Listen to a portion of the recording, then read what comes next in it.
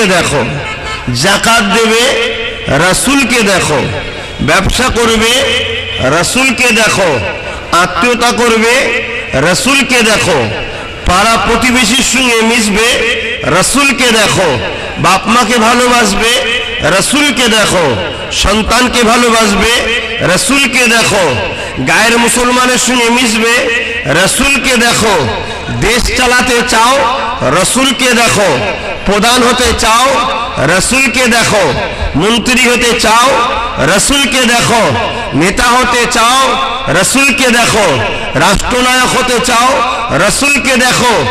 এর বাইরে কোনো কাজ করাটাই শরীয়তে অবৈধ। রাসূল ছেড়ে কোনো কাজ হবে না। তাহলে আমার যখন রাসূলের মধ্যে সমস্ত ভালো গুণ আছে, তাহলে আমি অন্যজনের থেকে ধার নেব কেন?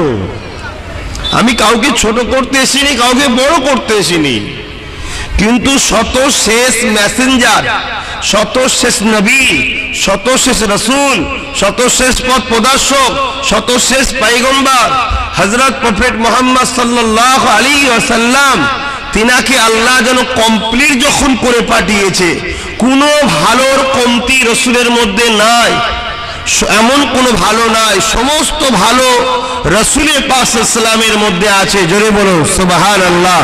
আর নবী যে কোয়ালিটিটা দেখিয়েছে, ওর থেকে ভালো কোনো জিনিস হতেই পারে না।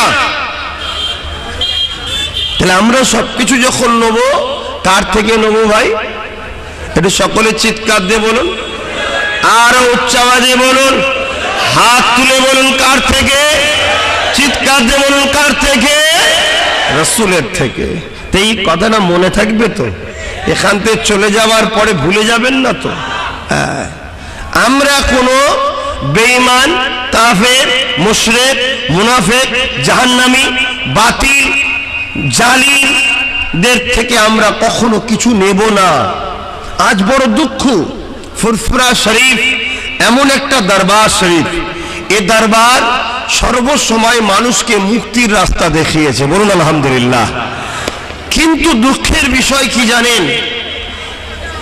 যে আজ আমার কম, বিশেষ করে পশ্চিম বাংলায় 100টা থাকলে তার মধ্যে 85% আজও ফুরফুরা শরীফ মুখী হয়ে আছে। কিন্তু দুঃখের বিষয়, আমরা দুনিয়া সম্বন্ধে সজাগ নয়, আমরা আখিরাতের সজাগ অনেকটা হয়েছি। নামাজ পড়তে হয়, রোজা রাখতে হয়, হজ করতে হয়, যাকাত দিতে হয়, কিন্তু দুনিয়া সম্বন্ধে আমরা সজাগ নয়। কিন্তু আল্লাহ কোরআনে বলছে, রব্বানা আতিনা ফিদ দুনিয়া হাসানা। প্রথমে দুনিয়ার ভালাইয়ের কথা, অর্থাৎ দুনিয়ার সজাগ, দুনিয়ার ভালাই, ওয়াফি আখিরাতে হাসানা, তারপরে আখিরাতের ভালাই। অর্থাৎ দুনিয়ার মধ্য থেকেই তুমি আখিরাতকে পাবে, দুনিয়া ছেড়ে আখিরাত নয়। 3 সাহাবী এক জায়গায় বসে আলোচনা করছে যে আমি আজ থেকে আর কোনোদিন দিনের বেলা খাবো না, সারা বছর রোজা রাখবো।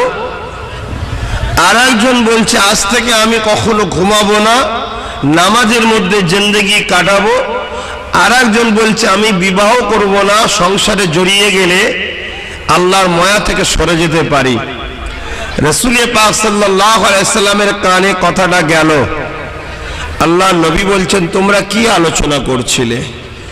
তিনারা খুশি মনে শোনাতে লাগলেন, ভাবলেন নবী হয়তো খুশি হবে, দুনিয়াদারি ছেড়ে দিচ্ছি।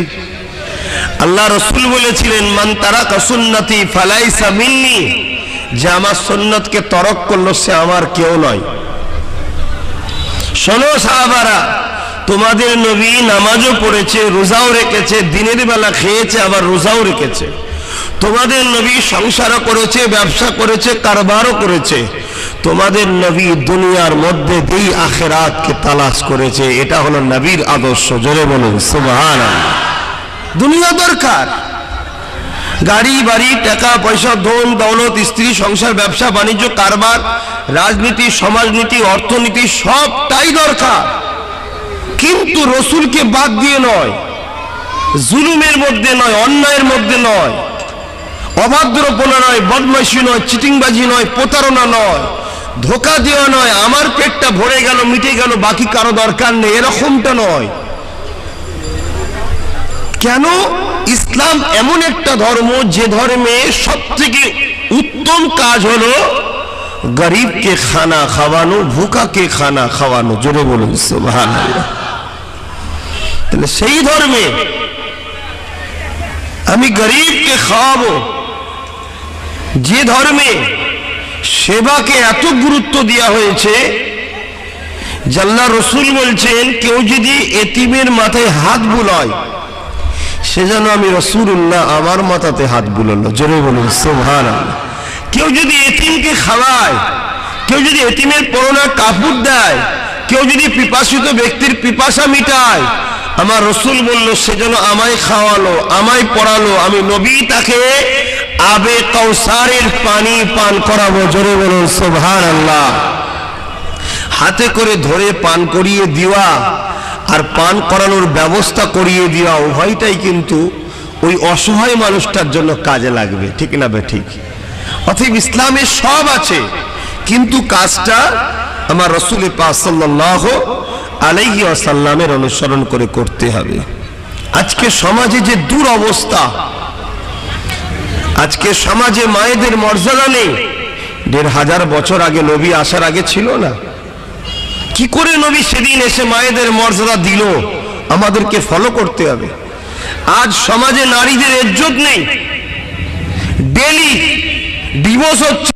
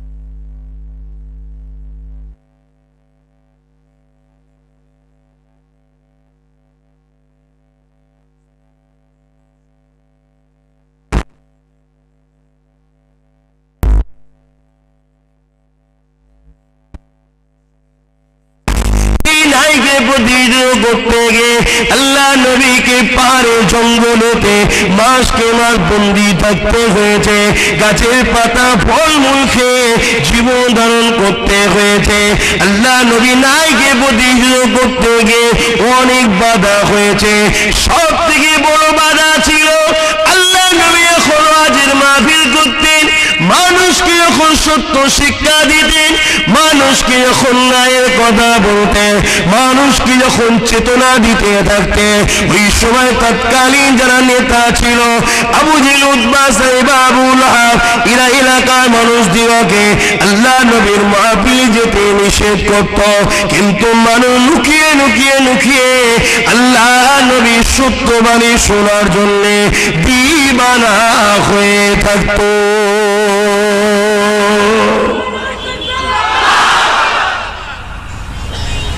যখন জানতে পেরে যেত আবু জেহেল, উতবা, সাইবা, তখন সেই ব্যক্তিগুলোকে মারত, তাদের ঘর থেকে তাড়িয়ে দিত, তাদের উপরে জুলুম করত, গরম বালিতে শুইয়ে দিয়ে তাদের বুকে ভারী পাথর চাপিয়ে দিত।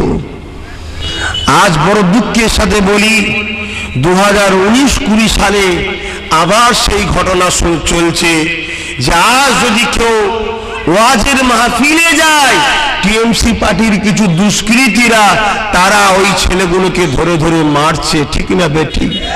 টিএমসি পার্টির নেতাগুলো আবু জেহেলের মতো কাজ করছে না, করে না? আপনারা আবু জেহেলের দিকে না নবীর দিকে?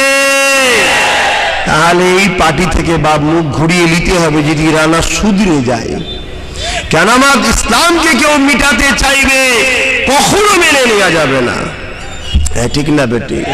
কে কার মাহফিলে যাবে, কার মাহফিলে লোক বেশি হচ্ছে, কার মাহফিলে লোক কম হচ্ছে, এ তো আল্লাহ পাকের কুদরতি ক্ষমতার ব্যাপার।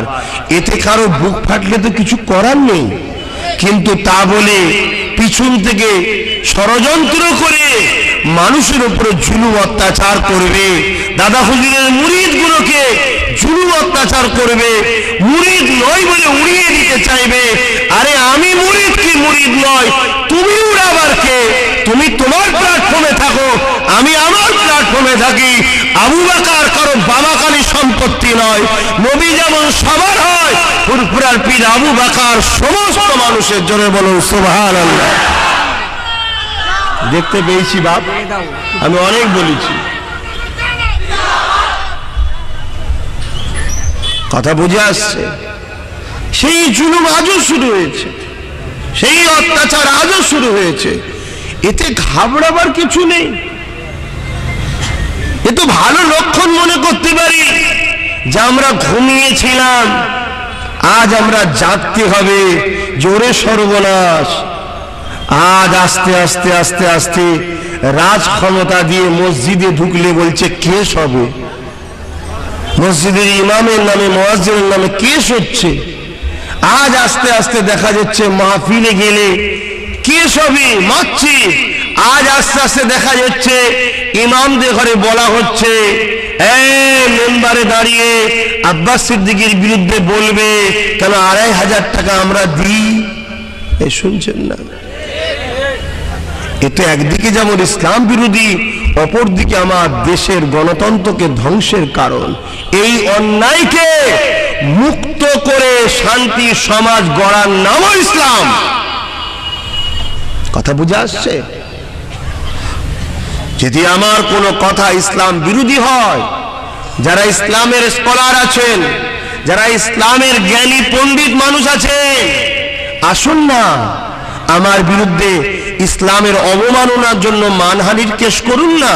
চলুন না কোর্টে যাই, দেখি আপনি কোন ইসলাম বোঝেন, আমি কোন ইসলাম বুঝি, সেখানে বোঝাপড়া হবে। কিন্তু নিরীহ মানুষগুলোকে কেন জ্বালাচ্ছেন? ভাই আপনারা একটুখানি বোঝার চেষ্টা করুন। এই বাদিকটাতে চলে আসেন না, এই বাদিকটাতে না, আপনাদের জন্য গাড়িতে হর্ন দিচ্ছে, আমার অজের ডিস্টার্ব হবে। একটু শুনুন কথা।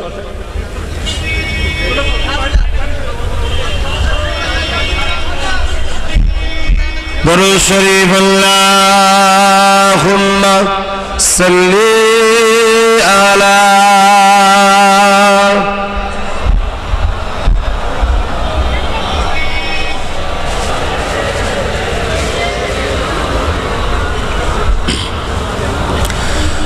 মুসলমানের ছেলেমেয়েরা, তরুণেরা, এ নবী পাকের প্রেমিকেরা, আল্লাহ নবী দিয়ে দুনিয়া বাদশা হাবিবুল্লাহ জনাবে মুহাম্মদ রাসূলুল্লাহ নবী আওয়াজ করতে লাগলে, বাবারা মা বাপকে কষ্ট দিও না। আজ আমি বলতে লেগেছি মা বাপকে কষ্ট দিও না। নবী আওয়াজ করতে লাগলে, বাবা গরিবের হক মেনে নিও না। আজ আমি বলতে লেগেছি আমফানের দুর্নীতি করো না। কিছু ভুল বলছি ভাই? তো কি শরিয়ত বিরোধী হচ্ছে?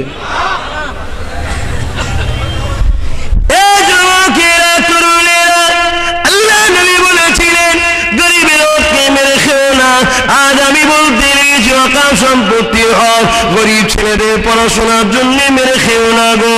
এ দুনিয়া মানুষেরা জন্য লাগা আল্লাহ নবী দিন দুনিয়া বাদশা হাবিবুল্লাহ 1000 বছর আগে জানিয়ে দিয়েছিল, নারীগুলোকে জ্যান্ত পুঁতে দিও না, তাদেরকে হত্যা করে দিও না। আজ আমি বলতে লেগেছি, এ আমার ভারতের যুবকেরা, আজ আমার দেশের নারীগুলোকে অত্যাচার করা হচ্ছে, তাদেরকে হত্যা করে দেওয়া হচ্ছে, তাদেরকে বেহুসুদি করা হচ্ছে। আল্লাহ নবী 1000 বছর আগে শিখিয়ে দিয়েছিল বলে তাই তো বলতে পারছি। আল্লাহ নবী বলেছিলেন মিথ্যা বলো না, আজ আমি তাই তো বলছি মিথ্যা বলো না। আল্লাহ নবী জানিয়ে দিলে, খবরদার ধোঁকাবাজদের সঙ্গে উঠাবাসা করো না, কত সারাবির সঙ্গে উঠাবাসা করো না, মৃত্যুকের সঙ্গে উঠাবাসা করো না, জালিমের সঙ্গে উঠাবাসা করো না। জুলুম করা, জালিমকে সাপোর্ট করা একই পাপ হবে, মিথ্যা কথা বলা, মিথ্যাকারীকে সাপোর্ট করা একই অন্যায় হবে, খুন করা, খুনিকে সাপোর্ট করা একই অন্যায় হবে। এই যুবকেরা, তরুণেরা, তাই তো আমি বলতে লেগেছি যে আমার ফুরফুরা শরীফকে নিয়ে এই বাংলার বুকে মিথ্যা কথা বলা চলছে। ফুরফুরাই নাকি এই হয়েছে, এই হয়েছে, এই হয়েছে। এই মৃত্যুদের সঙ্গে কখনো মুমিনরা থাকতে পারে না, মুমিনেরা থাকতে পারে না। এই শিক্ষা দেওয়াটা, এটা তো কোরআন সুন্নাহরই কাজ।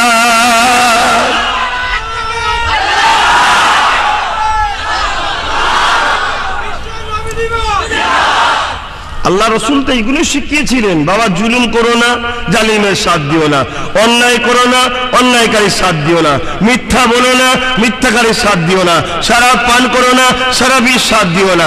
এটাই তো বলেছিলেন নাকি? তাহলে আজকে বলুন, ফুরফুরা শরীফের এলাকার মানুষ, আমার মুজাদ্দেদ জামানের রুহানি সন্তান আপনারা, আমি আর জানতে চাই এই ফুরফুরা শরীফে কোটি কোটি মানুষ আছে।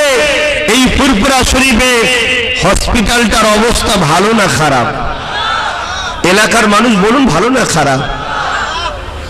দেখুন হসপিটালটা ভেঙে চলে যাচ্ছে। আরে যে আবু বকরের দরবারকে দেখিয়ে, যে ফুরফুরা তাবিজ দেখিয়ে, যে ফুরফুরার পিসাবদের সাথে নিয়ে ভক্ত মুরিদদের ভোটটাকে লুটলেন, সেই ফুরফুরা শরীফে মুজাহিদুজ্জামান সাইয়্যিদুনা আবু বকর সিদ্দিক আল কুরাইশির স্বপ্ন ছিল এই ফুরফুরা শরীফে হসপিটাল হবে। হযরত কাইয়ুমুজ্জামান বড় হুজুর পীর কিবলা পীর আবু বকর মেমোরিয়াল হসপিটাল তৈরি, সেই হসপিটাল আজকে মৃত্যুর করে এতদিন ধরে চিৎকার দিবার পরেও ফুরফুরায় যখন হসপিটাল নির্মাণ হবে না, ফুরফুরায় যখন সুপার স্পেশাল হসপিটাল হবে না, তাহলে আমি একজন মুজাদ্দেদ জামানের উত্তরসূরি হিসাবে বাংলার গভর্নমেন্টকে চ্যালেঞ্জ দিচ্ছি, আগামী দিন সরকার তৈরি করে ফুরফুরায় হসপিটাল বানিয়ে দেখিয়ে দেবো ইনশাআল্লাহ।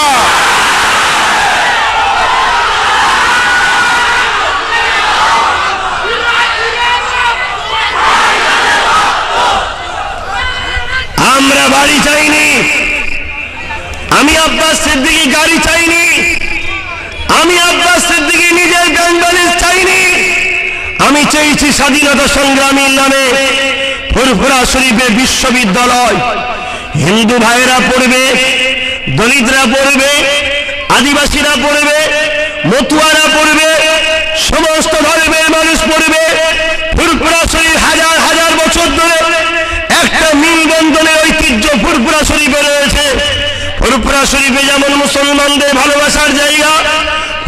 শরীফে হিন্দু ভাইয়েরাও আছে, দলিত মাতু আদিবাসী সমস্ত সম্প্রদায়ের মানুষ ফুরফুরা এসে ভালোবাসা পায়।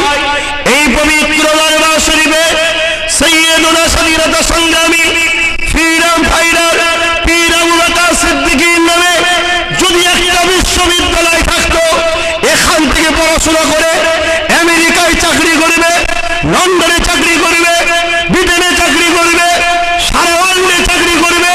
কোথা থেকে পড়াশোনা করেছো? পীর আবু বকর সিদ্দিক বিশ্ববিদ্যালয় থেকে। কিন্তু এই ফাটাকাবালেদের বুঝাবে কে? মোল্লার নামে বিশ্ববিদ্যালয় হবে, মুজাদ্দিদের নামে বিশ্ববিদ্যালয় হবে, পীর সাহেবের নামে বিশ্ববিদ্যালয় হবে। এ বেঈমানেরা কখনো চাই না, তাই আত্মা দিতে চাই না এখনো। যখন তোরা দিবি না, আমি আব্বাস সিদ্দিকী আমার ভালোবাসার মানুষদের নিয়ে, আমার মুসলিম ভাই, আমার দলিত ভাই, আমার আদিবাসী ভাই, আমার মতুয়া সম্প্রদায়ের ভাই, আমার প্রিয় বাংলা ভাষাভাষী প্রতিটা মানবতা প্রেমী মানুষকে নিয়ে আগামী দিন, তাই তো আমি চেয়েছি রাজনীতির লড়াই লড়ে ক্ষমতা দখল করে কারো করে চাওয়ার দরকার নেই। আমরা নিজেরাই আবু বকর সিদ্দিকীর নামে বিশ্ববিদ্যালয় করেই দেখাবো ইনশাআল্লাহ।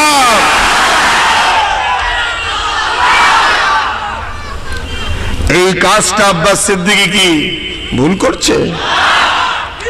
সবই ঠিক আছে, সবই ঠিক আছে। নবী দিবসের মাহফিলে এসে বলার কি দরকার? বিশ্বনবীর আগমন দিবসে বলার কি দরকার? আরে জুলুমের বিরোধী করা তো নবীর মেম্বার থেকেই হয়, অন্য জায়গা থেকে হয় না। ঠিক না বেঠিক গো? আজ যে আমাদের সঙ্গে জুলুম হচ্ছে, প্রতি আমাদের সঙ্গে যে নাটক হচ্ছে, আরে সেকুলার বলে কোনো দল নেই ভারতবর্ষের পশ্চিম বাংলায়, সেকুলার বলে কোনো দল নেই। ভোটটা লিবার সময় সেকুলার, লিবার পরে কমনাল। কথা বুঝছেন?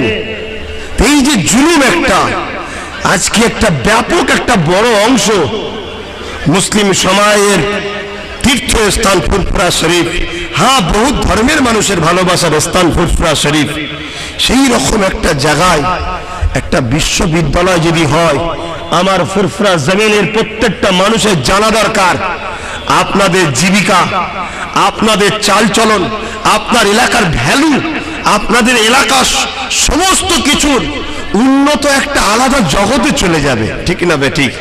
সুপার স্পেশাল হসপিটাল হলে এই টোটাল এলাকার মানুষের একটা উন্নতি, সেবার জন্য কলকাতায় যাওয়ার প্রয়োজন নাই। সেখানে গেলে 2 টাকাকে 4 টাকা করছে, থাকার জায়গা নেই, বেড নেই, আর নেই। আরে বাবা, আমার ঘর হলো ফুরফুরা, বাংলার প্রত্যেকটা গরিব মানুষের ঘরই হলো ফুরফুরা। ঠিক না বেঠিক? এখানে যদি হয় ফুরফুরা, মানুষের তো উপকার হবেই হবে। বাংলার প্রত্যেকটা মানুষ এটা নিরাপদ, ওখানে চিকিৎসা হবে, এখানে দোয়া চাওয়া হবে, সুস্থতা দ্রুত হয়ে যাবে। বলুন সুবহানাল্লাহ। এই কথাটা আব্বাস সিদ্দিকী বলা কি ভুল করছে? যখন কেউ গুরুত্ব দেয় না তখন কি করতে হয় বাপ? বলুন না।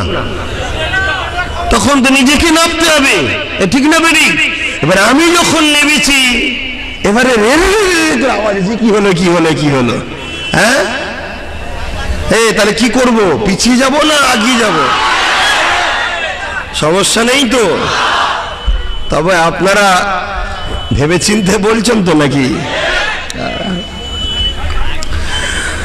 আরে নজওয়ান তরুণেরা, আল্লাহ নবী জীবন আদর্শ কি দেখি, আল্লাহ নবী সারা জীবন টাকা অসহায় গরিবদের সাথ দিয়েছিলেন।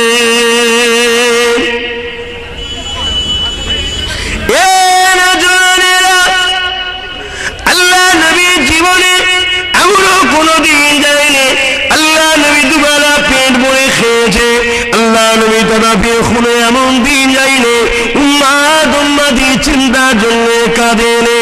এ যুবকেরা, তরুণীরা, বাপেরা, সেই নবী পাককে অনুসরণ করো।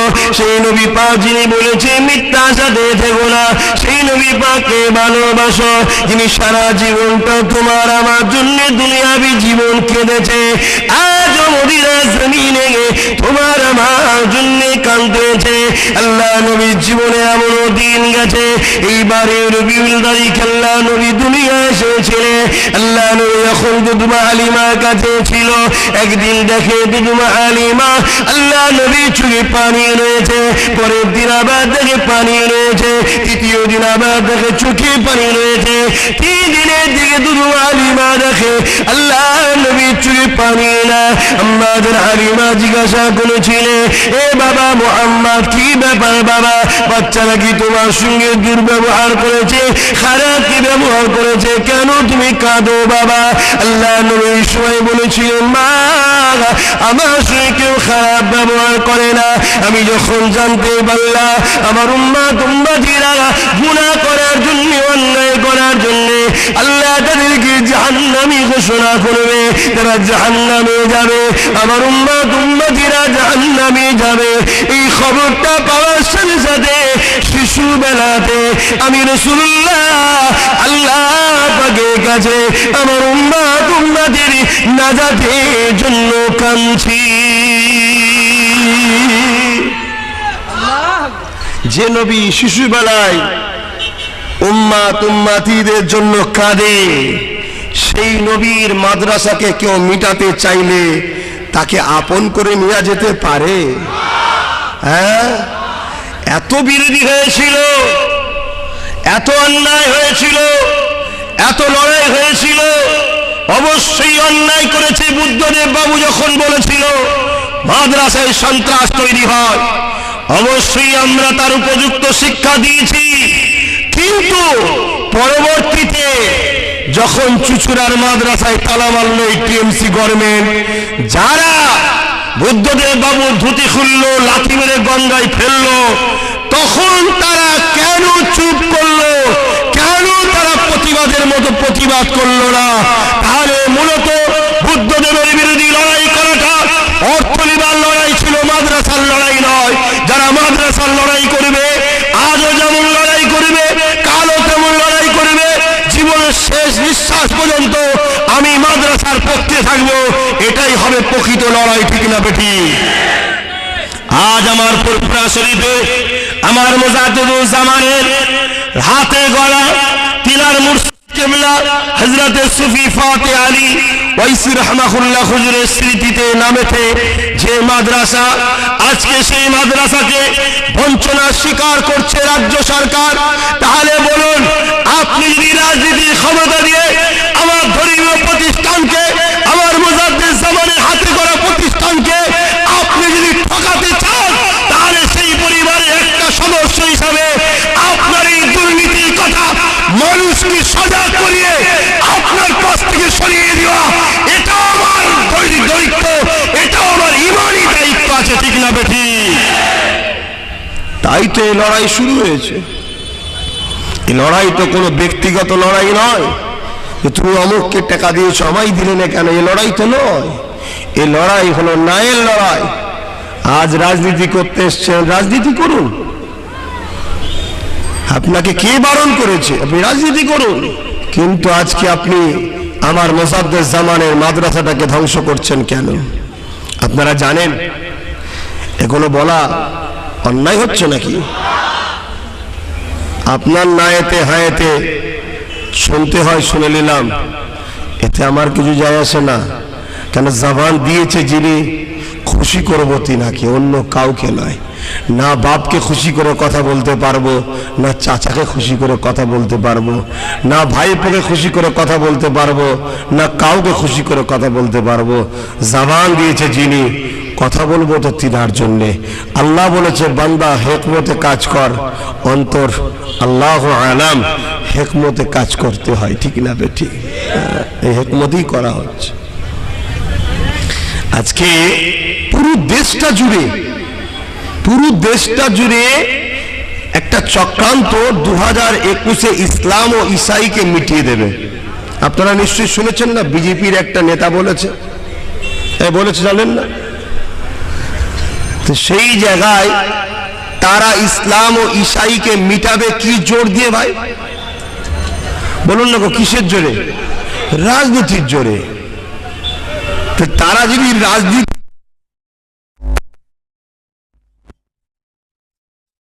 দরকার ভাই, কথা মাথায় ঢুকলো? এই যে ব্যারাকপুরে ওই যে পাগল রাজ ক্ষমতার জোরেই তো বললো যে মসজিদের আযান মাইকে চলবে না, বলেছে না বলে?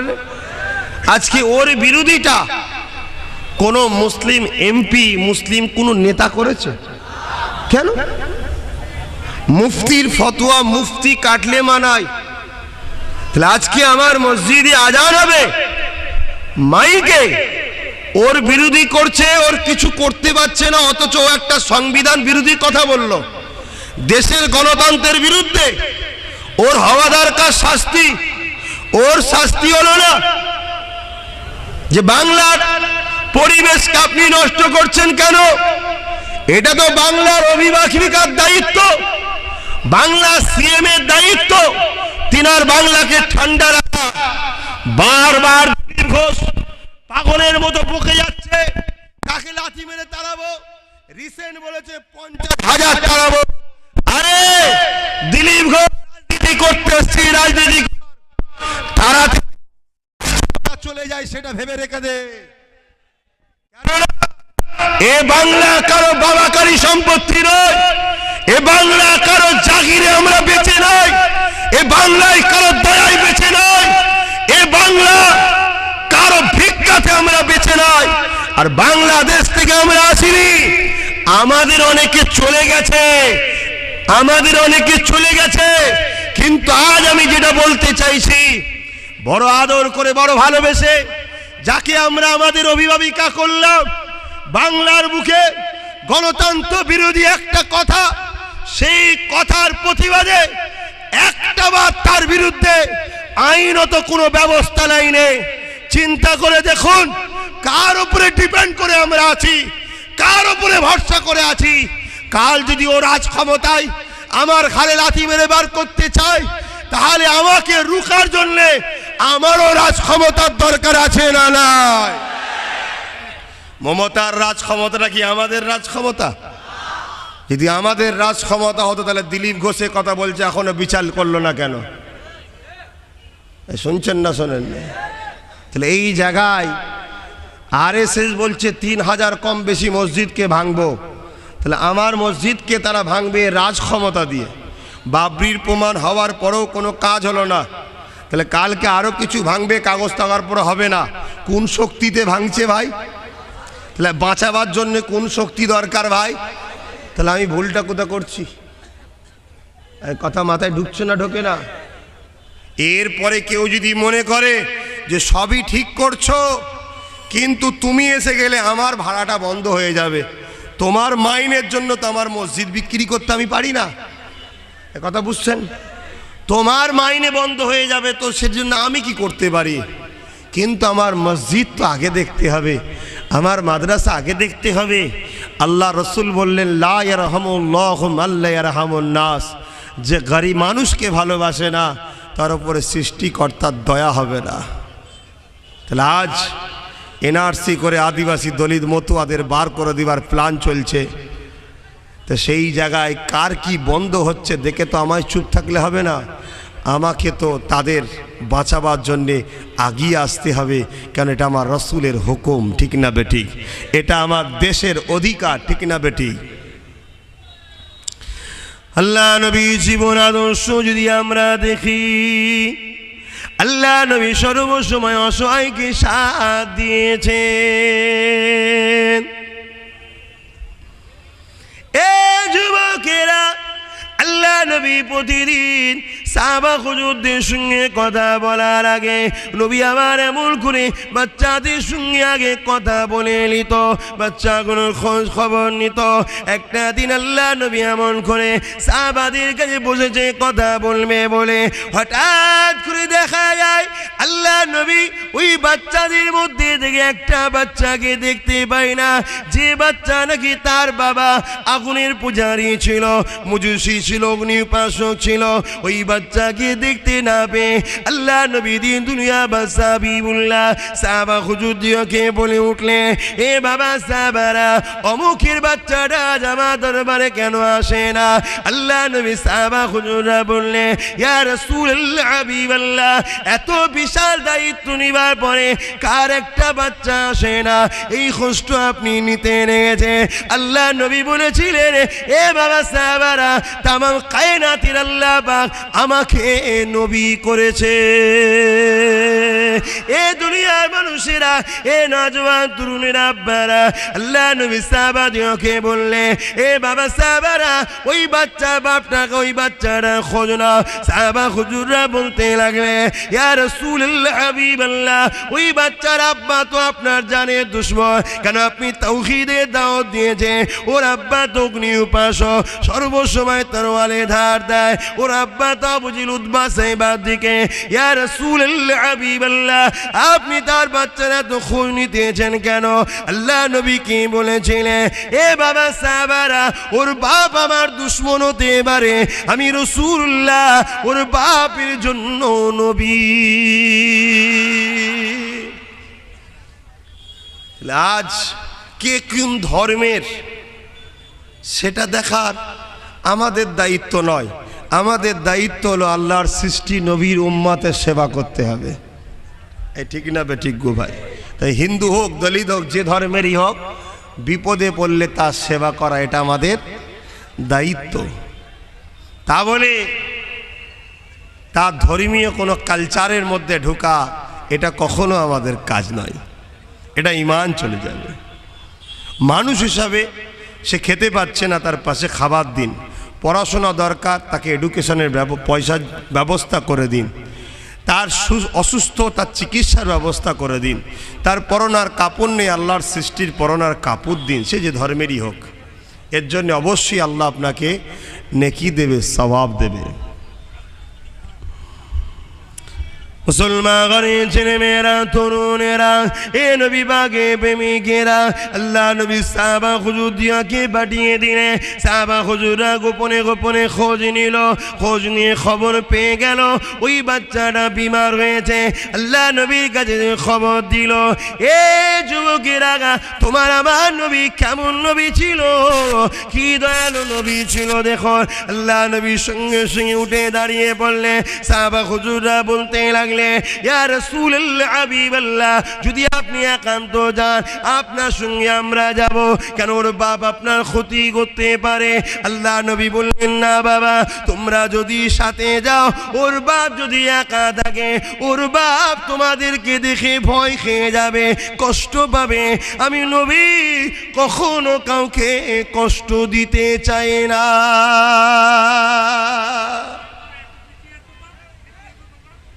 একটা অগ্নি উপাসক গায়ের মুসলমান, তাকেও রসুল কষ্ট দিতে চায় না। শুনছেন? শুনছেন?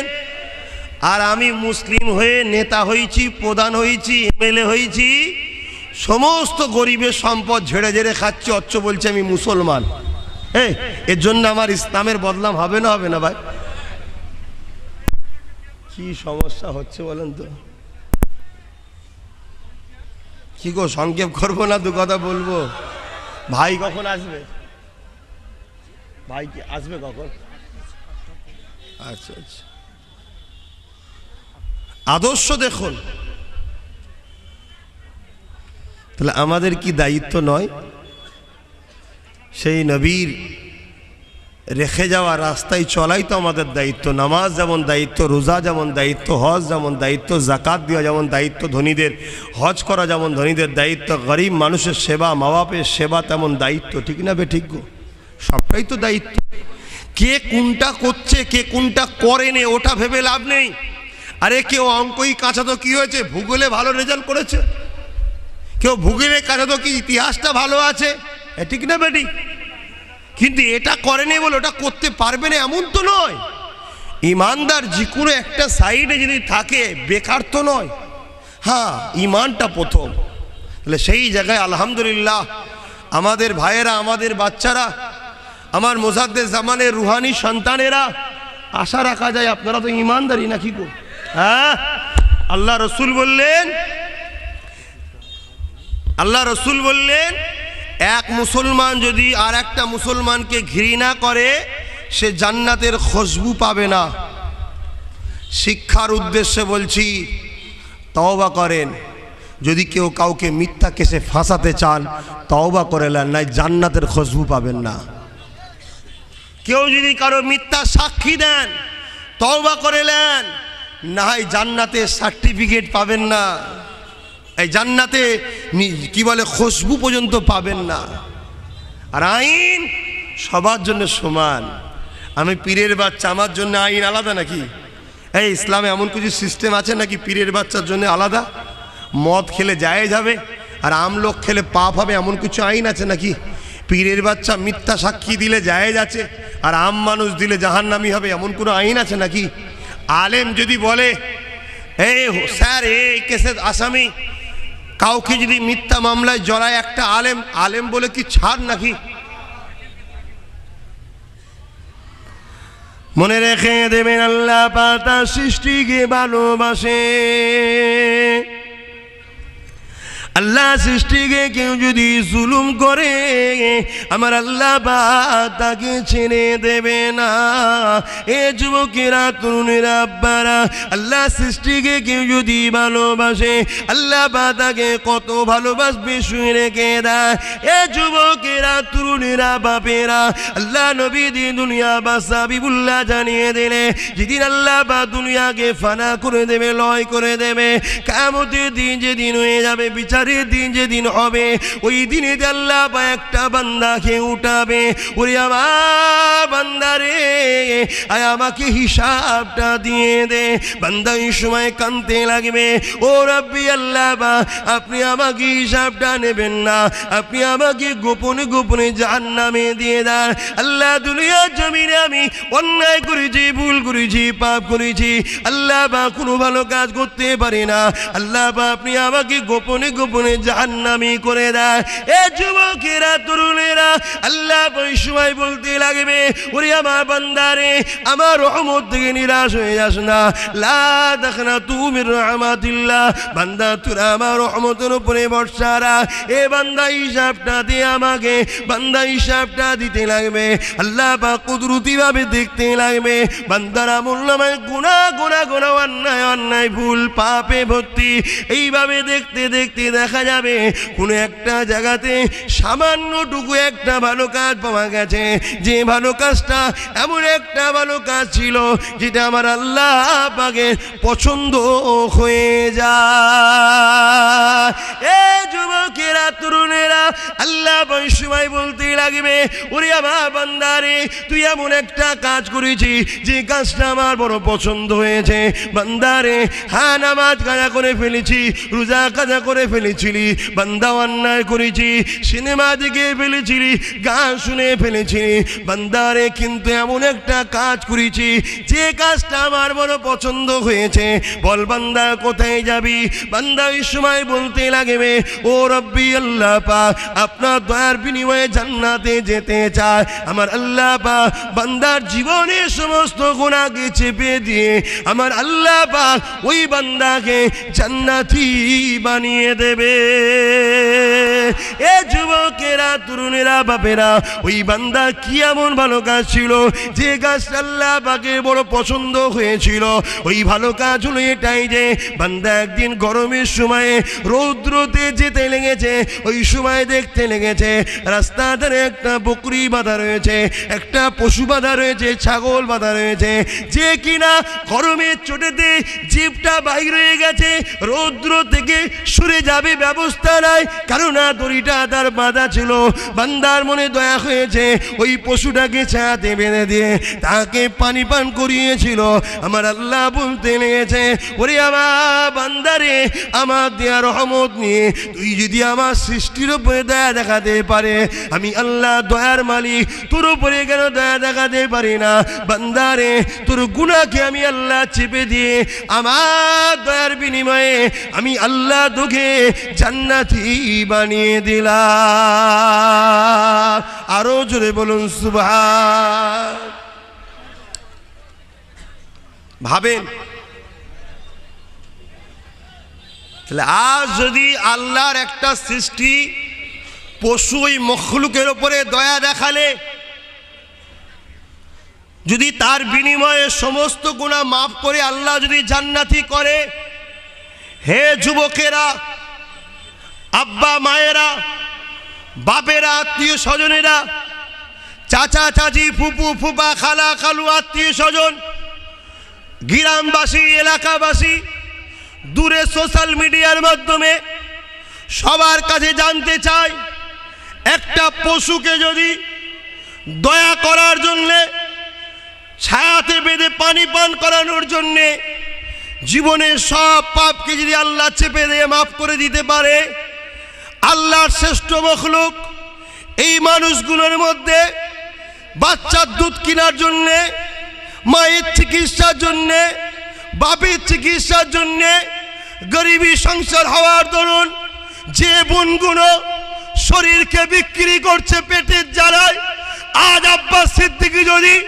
বাংলার যুব সমাজকে নিয়ে, বাপ মা ভাই বোনকে নিয়ে লড়াই করে রাজ ক্ষমতা দখল করে প্রতিটা পতিতালয় থেকে ওই বোনগুলোকে উদ্ধার করে তাদের যদি কর্মসংস্থান, তাদের পেটে যদি রেজেকের ব্যবস্থা করে দিই, এতে কি কিয়ামতের দিনে আমার আল্লাহ আমাদেরকে নাজাত দিতে পারে না? পারে না? আরে শিরায় শিরায় রক্ত। এই কাজটাতে আব্বাস সিদ্দিকীর অপরাধ কোথায়? অন্যায় কোথায়? এত বিরোধী, এত বিরোধী, এত বিরোধী, কিসের বিরোধী? সব ঠিক আছে, আপনি দাদা হুজুরের নাম নিলেন কেন? সব ঠিক আছে, দাদা হুজুরের নাম নিলেন কেন? ভাই, আপনারা আগেও জানেন, আজও বলছি, দাদা হুজুর রহমাতুল্লাহ আলাইহির জীবনীতে যেটা পেয়েছি আমি সেটা বলেছি। ভাই, যদি এটা ভুল হয়ে থাকে, অন্যায় হয়ে থাকে, তাহলে আমার থেকে শাস্তির যোগ্য যারা এই কিতাবগুলোকে লিখেছে তারা। সবচেয়ে বড় শাস্তির যোগ্য হলো বাংলা সিএম, তেনার নেতৃত্বে মাদ্রাসা বোর্ড থেকে হাই মাদ্রাসার নবম ক্লাসে বই বেরিয়েছে ইসলাম পরিচয়, তাতে লিখেছে দাদা হুজুর রাজনীতি করতেন, প্রকাশ্য লিখেছে। কথা বুঝে আসছে? আমি কোনো জায়গায় বলিনি রাজনীতি করতেন, কোনো জায়গায় বলিনি এখনো। আর রাজনীতির কথাটাকে নিয়ে এমনভাবে দাদা হুজুরের থেকে সরাতে চাইছে, মনে হচ্ছে না রাজনীতি কথাটা ঘৃণা। রাজনীতিকে ঘৃণা করলে ঈমান চলে যাবে। দুর্নীতিকে ঘৃণা করতে, আর রাজনীতির নামে ভণ্ডমি, যেমন পীরের নামে ভণ্ডমি চলছে না আজকাল, বিশেষ করে বাংলাদেশে গেলে পাওয়া যায়। বাপ রে বাপ, কত পীর, পীরের নামে ভণ্ডমি। তাহলে পীরকে আপনি কি ঘৃণা করবেন নাকি? এই পীরের নামে ভণ্ডমি যারা করে সেটা ঘৃণা, এবং সেই ব্যক্তিটা ঘৃণা, ঠিক না বেটি? কিন্তু যারা হাকিকাতে ওলিয়া মুর্শিদা, যারা প্রকৃত ওলি, আল্লাহ নেক বান্দা, সলে বান্দা, আপনি দুজন চুরি করছে বলে আপনি পুরো পাঠ থেকে তুলে দিচ্ছেন কেন? তাহলে আপনার সঙ্গে আর বিজেপির সঙ্গে পার্থক্য কোথায়? দুজনকে তালাক দিতে বলে পুরো তালাকের আইনটাকে ঘৃণা করে তুলে দিচ্ছে, আর আপনি কে দুজন চুরির রাজনীতি করেছে, আপনি রাজনীতিটাকেই ঘৃণা করছেন কেন? এই কথা বুঝছেন না, বোঝেন না? বড় করুণ বিষয় ভাই। এই মেম্বার শরীফটা আমার নবীর মেম্বার। এই মেম্বার শরীফটাকে টোটাল একটা মানুষের জীবন ব্যবস্থা পরিচালনা করানো হয় এই মেম্বার থেকে। শিক্ষা দেওয়া হবে, তার ব্যবসা কেমন হবে, তার সংসার জীবন কেমন হবে, তার মা বাপের সঙ্গে লেনদেন কেমন থাকবে, পাড়া প্রতিবেশীর সঙ্গে লেনদেন কেমন থাকবে, স্ত্রীর সঙ্গে সম্পর্ক কেমন থাকবে, সে রাজনীতি কেমনভাবে করবে, দেশ কিভাবে চালাবে, টোটাল শিক্ষা দিবার জন্য এই মেম্বার। কিন্তু এই মেম্বারটাকে এটা পুঁথিগতভাবে ব্যবহার করা হচ্ছে।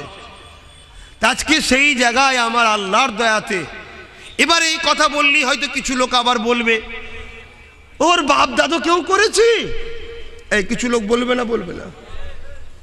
এই পাশেই একটা গ্রাম আছে নূরপুর, ছোট হুজুর পীর কেবলার মহব্বতের গ্রাম। এক একটা হুজুরের সঙ্গে এক একটা জায়গার মহব্বত একটু ক্লোজ হয়েছে। তা নূরপুরের মানুষ মুজাদ্দিদুজ্জামান দাদা হুজুর পীর কেবলা যখন দিনের দাওয়াত দিতে গেছিলেন, নূরপুরের মানুষ তখন দাদা হুজুরের কথা মানেনি, দাদা হুজুরকে চলে আসতে হয়েছিল। কিন্তু দাদা হুজুর বলেছিল যে আমার ছোট ছেলে তোদের সব ঠিক করবে।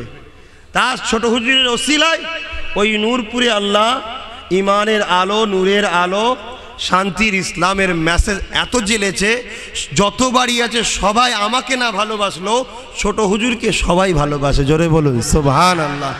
তাহলে এখন কেউ বলবেন নাকি যে দাদা হুজুরের থেকে ছোট হুজুর বড়, দাদা হুজুর যে কাজ করেনে বা করতে পারেনে ছোট হুজুর করেছে? আরে আল্লাহর দিনের কাজ, ন্যায়ের কাজ, সত্যের কাজ, আল্লাহর সৃষ্টি সেবার কাজ আল্লাহ কার দ্বারা করিয়ে এলেন এটা আল্লাহর ব্যাপার।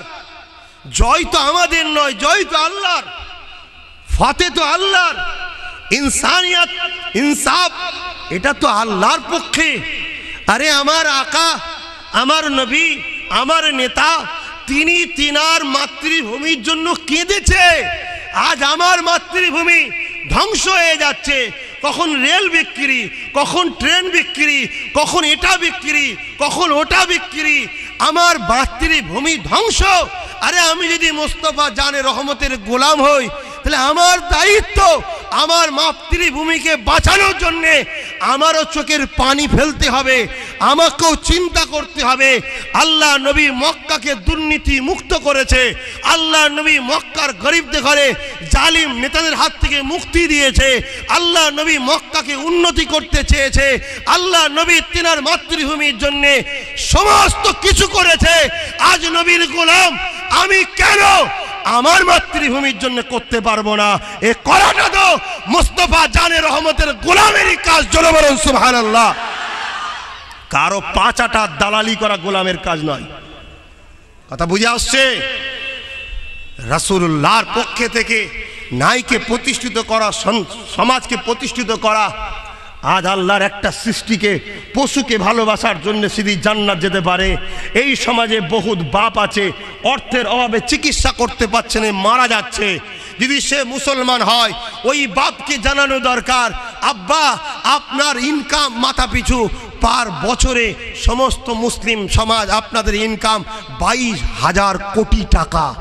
অথচ আপনার বাপ, আমার মা, আপনার বোন, আমার স্ত্রী অসুস্থ, চিকিৎসা করতে পারছে না অর্থের জন্যে।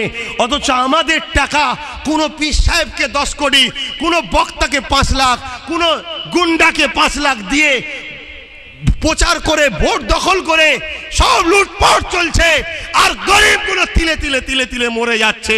তো সেই জায়গায় যদি আমি আব্বাস সিদ্দিকী লড়াই করে বাংলার মানুষকে জাগিয়ে তারা যদি আমার পিছনে একটু সরে ছোটে, শিরায় শিরায় রক্ত ভাইজানের ভক্ত বলে যদি খুশি হয়, তোমার বুকে ব্যথা হলো কেন? এই হিংসক কখনো আল্লাহর দরবারে নাজাত পেতে পারে না। এই জায়গা থেকে ফিরে আসা প্রত্যেকটা ইমানদারের দায়িত্ব। কারণ আজকে যদি আমরা লড়াই করে 21-এ না দাঁড়াতে পারি, 2022 থেকে সে বাম হোক, কংগ্রেস হোক, টিএমসি হোক, বিজেপি হোক, সবাই আমার মসজিদ ভাঙবে, সবাই আমার মাদ্রাসা ভাঙবে, সবাই আমার মা বোনেদেরকে ক্যাম্পে পাঠাবে। কোনো বেটা আমাদের নয়, সবাই আমাদের দুশ্মন। এই জায়গায় আমাদের এক হয়ে লড়াইয়ের দরকার আছে।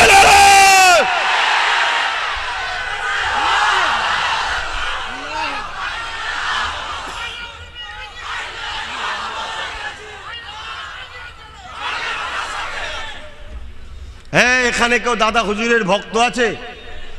যারা দাদা হুজুরের ভক্ত বেরিয়ে যাবেন, কথা শিখতে হয়। যারা দাদা হুজুরের ভক্ত বেরিয়ে যাবেন, আর দাদা হুজুরের মুরিদ যারা তারা থাকবেন। ভক্ত আলাদা জিনিস, মুরিদ আলাদা জিনিস। ভক্ত তো ছোটখাটো ব্যাপার রে। এখানে সচিনেরও ভক্ত আছে, এই আছে না? নাই, সৌরভ গাঙ্গুলির ভক্ত আছে, মমতার ভক্ত আছে, নরেন্দ্র মোদীকে অনেক ভক্ত আছে, তারপরে কি বলে সোনিয়া গান্ধীর ভক্ত আছে, বুদ্ধদেব বাবুর ভক্ত আছে। ভক্ত আলাদা জিনিস, মুরিদ আলাদা জিনিস। আমরা দাদা হুজুরের মুরিদ, ভক্ত নয়। আর দাদা হুজুরের মুরিদ বলেই তাই আব্বাস সিদ্দিকীর ভক্ত হয়েছি। কথা বুঝে আসছে? অতএব এই হিংসা ভালো নয়। আসুন, যদি কেউ আমাকে সন্তান মনে করেন, ওপেন বলে যাচ্ছে, আপনি যদি বাপ হবার উপযুক্ত হন আমাকে ডেকে ভুল থাকলে জুতোর বাড়ি মেরে দিন, মাথা পেতে মেনে নেব। যদি বাপ হবার উপযুক্ত হন তাহলে বাচ্চার মাথায় হাত রাখুন, এটা আপনাদের দায়িত্ব। মুরব্বীদের বলে যাচ্ছি, যদি বাপ হবার উপযুক্ত হন ডাকুন। সমাজকে বিভ্রান্তি করবেন না। এ সমাজের কাছে আগামী দিন একটাই রাস্তা, দুটো রাস্তা আছে, হয় শহীদ হতে হবে আর নাই গাজী হতে হবে। দুটো ছাড়া তৃতীয় কোনো অপশান নেই। এই বাংলায় বিজেপি ছিল না, এই বাংলায় বড় প্ল্যান করে বিজেপিকে আনা হয়েছে। আজ যারা বিজেপি বিজেপি বিজেপি বিজেপি করছে তারাই মূলত কিন্তু বিজেপির সঙ্গে যোগাযোগ রেখেছে। কথা বুঝে আসছে? সব জায়গায় খোঁজ নিন, তারাই বিজেপির সঙ্গে যোগাযোগ আছে। আর যারা দেশের গণতন্ত্রকে বাঁচাতে চায় অবশ্যই তারা বিজেপির বিরুদ্ধে। যারা দেশবাসীকে ভালোবাসতে চায় তারা প্রকৃত বিজেপির বিরুদ্ধে। আজকে এই নবিয়ানা মাহফিলে এই কথাগুলো বললাম, অসুবিধে হলো নাকি? যদি কারো অসুবিধে হয় আমি স্মরণ করিয়ে দিতে চাই, আজ থেকে 10 বছর কি 9.5 বছর আগে এই মেম্বার শরীফে ঘাড়ে লাথি মেরে গঙ্গায় ফেলে দাও, আরও নোংরা নোংরা কথা সব কিছু হয়েছে বামফ্রন্টের বিরুদ্ধে। বামফ্রন্টকে পুঁতে দাও, বামফ্রন্টের এই দাও, বুদ্ধদেবের এই করো, অমুক ধুতি খুলে দাও, ওকে ঘরে লাথি মেরে গঙ্গায় ফেলে দাও, হ্যান করো ত্যান করো। এই মেম্বারে, নবিয়ানা মেম্বারে হয়েছে না হয়নি? তা যারা আজকে বিরোধী করছে তিনাদেরকে বা তাদেরকে প্রশ্ন করছি, সেই সময় কেন আপনারা মুখ খোলেন না যে নবিয়ানা মেম্বারটাকে অপবিত্র করছে? তখন কি ভাড়া পেয়েছিলেন? আজ ভাড়া দিতে পারিনি? একটু চুপ করুন। আমি তো কারো দালালি করে দল করছি না যে সবাইকে নিজে কারো পিছনে ঠেলে দেবো যে ভাড়া আনলে নেবো। আমি নিজে দল করছি, আমাকে দিবার কেউ নেই। একটু সবর করুন। আমি যদি ক্ষমতায় আসতে পারি যেটা চাকবে সেটাই দেবোক্ষণ ইনশাল্লাহ। কথা বুঝছেন না, বোঝেন না? বড় আফসোস ভাই, বড় দুঃখ। আজ নিরীহ নিরীহ ছেলেগুলোকে, বাংলার দাদা হুজুর রহমাতুল্লাহ আলাইহির ভক্ত মুরিদগুলোকে কেস দেওয়া হচ্ছে, গ্যাজার কেস। তবে আল্লাহ শুকর গর্বের সাথে বলছি, আমার মুজাদ্দেদ জামানের দোয়া আছে, আমার পীর মুর্শিদের দোয়া আছে, আরও অনেক কিছু ব্যাপার আছে। আল্লাহ শুকর, তারা জুলুম করে যেমন ভরছে, আমার আল্লাহর দয়ায় আমার দেশের কোর্ট এখনো ন্যায়ের পক্ষে আছে, ফটাফট জামিনও আল্লাহ করিয়ে দিচ্ছে। বলুন সুবহান আল্লাহ। কিন্তু এই গত 2 দিন আগে না গতকালকে আমি গিয়েছিলাম কাকদ্বীপে।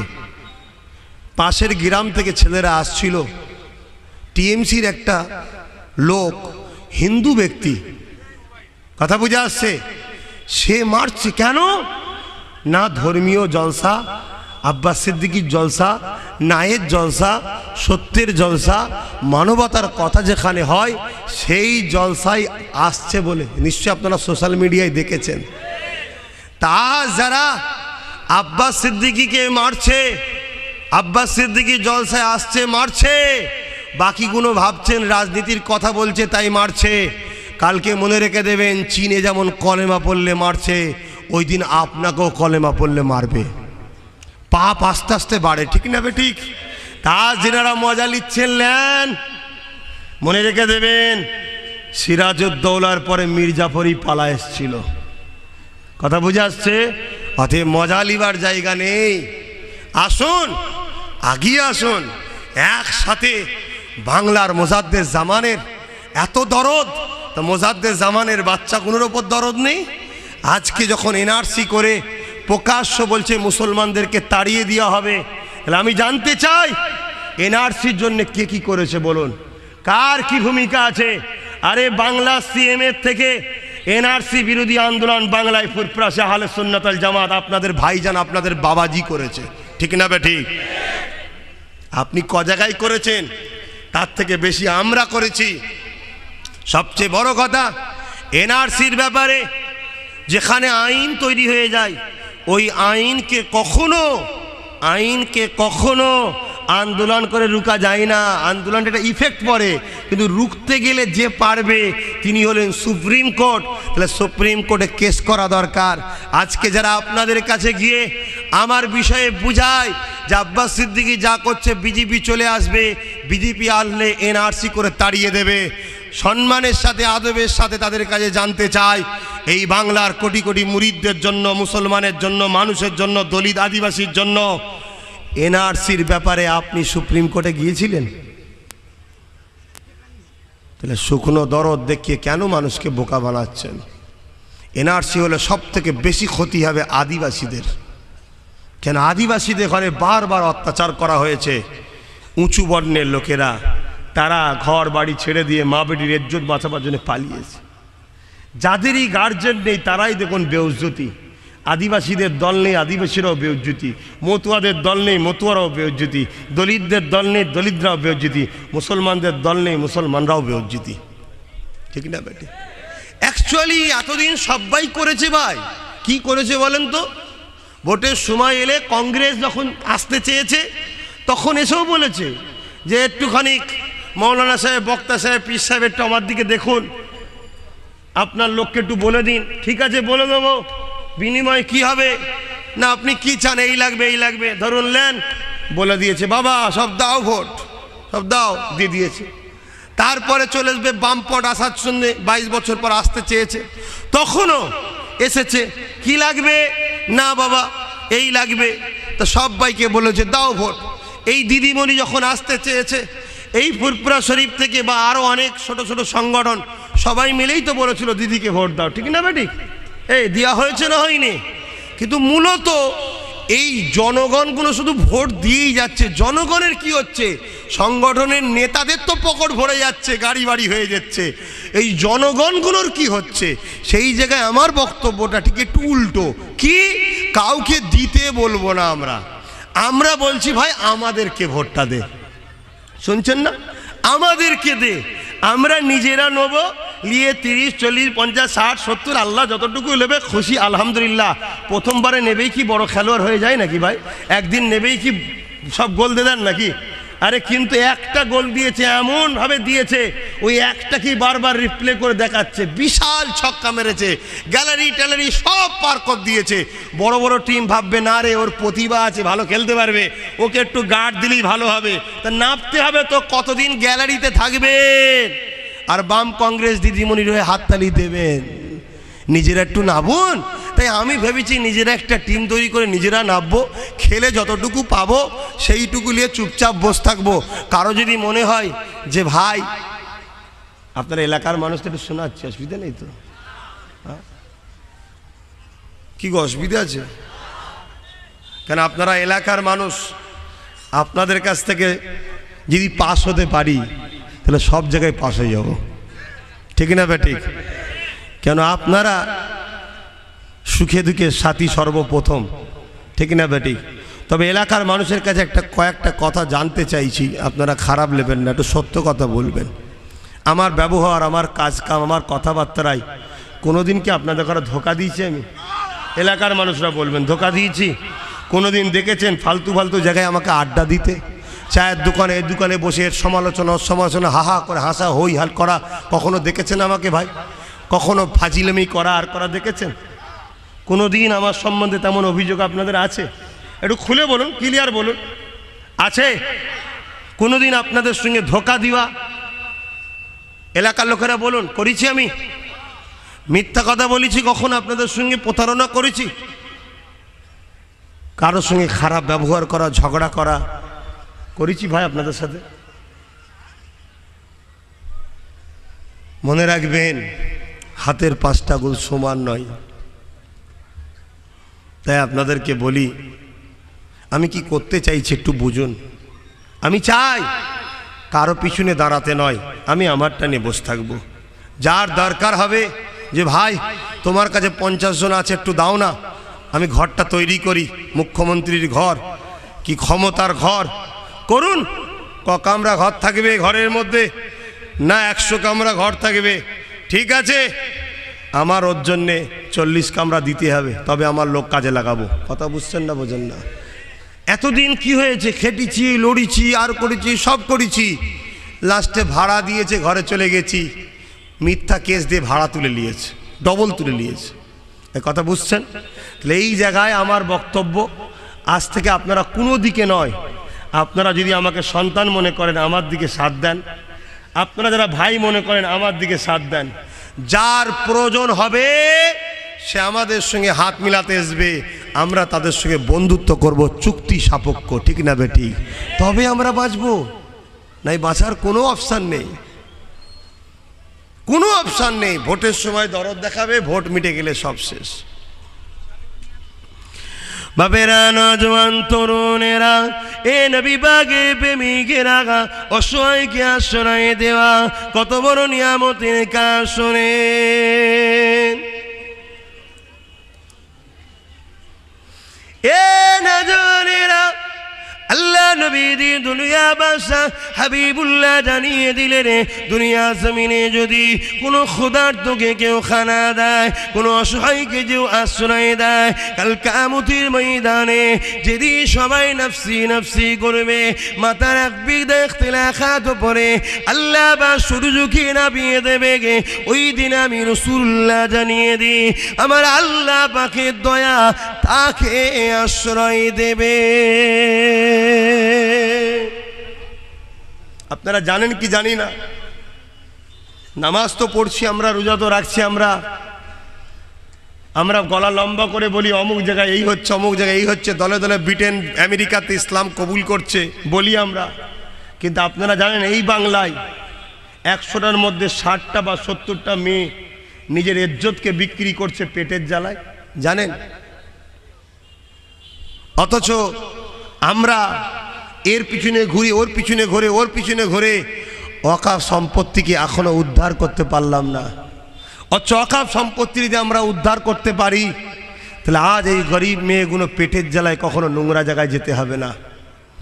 ঠিক তেমনি অন্য ধর্ম ভাইদের, তাদেরও জন জঙ্গলের সম্পদ আছে, আদিবাসী ভাইদের, এসব আদায় যদি আমরা করতে পারি, হিন্দু ভাইদের দৌবত্ব সম্পত্তি আছে, তারও আন্দোলন আমরা করছি, এটা তো মানবতার কাজ। কি গো, এ কাজ করা দরকার আছে না নাই? এগুলো কি ভুল কাজ হচ্ছে? আজকে কি হচ্ছে? আমরা মনে করি কেউ এসে মাথায় ঘোমটা দিল বা অন্য কি বলে মাথায় টুপি দিয়েছে, আমাদের সঙ্গে ইফতার করে একটা ফটো তুলে নিল, আমরা মনে করলাম এটা উন্নয়ন হয়ে গেল। আরে উন্নয়ন হলো এডুকেশন দেওয়া। আমি চাই প্রত্যেকটা গরিব ছেলে যারা 90% নম্বর পাবে, তারা যেন ওয়াকফ সম্পত্তি থেকে মুসলিম হলে যেন ফ্রিতে পড়ানো হয়। এর জন্য রাজ ক্ষমতার দরকার আছে না নাই? তবে তো আমাদের জজ হবে, আমাদের উকিল হবে, আমাদের এসপি হবে, আমাদের ডিএম হবে, আমাদের আইপিএস অফিসার হবে, ঠিক না বেঠি? কিন্তু আমাদের কই? কখনো কারো হয়ে ভাড়া খেলে আর তার কাছে যদি আশা রাখেন কিছু, সেটা পাওয়া যায় ভাই? সে তো কন্ট্যাক্ট ছিল, 2 কোটি কি 5 কোটি কি 10 কোটি কি 100 কোটির কন্ট্যাক্ট ছিল, কন্ট্যাক্ট মিটে গেছে। আজকে এই ফুরফুরা শরীফ এই এলাকার মানুষের উদ্দেশ্য করে বলছি, আজ আপনারা যদি বোম্বাই দিল্লি কোনো জায়গায় যান বা বাইরে কোনো কুটুমের কাছে যান, যারা ফুরফুরা শরীফে আসেন তারা ভাবে আপনাদের বিরাট ব্যাপার। কেন বারবার বলা হয় 75 কোটি টাকা নাকি ফুরফুরায় উন্নয়নের জন্য খরচ করা হয়েছে? এই যে কথাটা, এটা ফুরফুরাবাসীর জন্য একটা মিথ্যা ইলজাম, না ইলজাম নয়? কথা বলুন, হ্যাঁ কি না বলুন? এটা একটা মিথ্যা কথা। কোথায় উন্নয়ন হয়েছে? কয়েকটা টয়লেট বাথরুম করে দিয়াটা উন্নয়ন?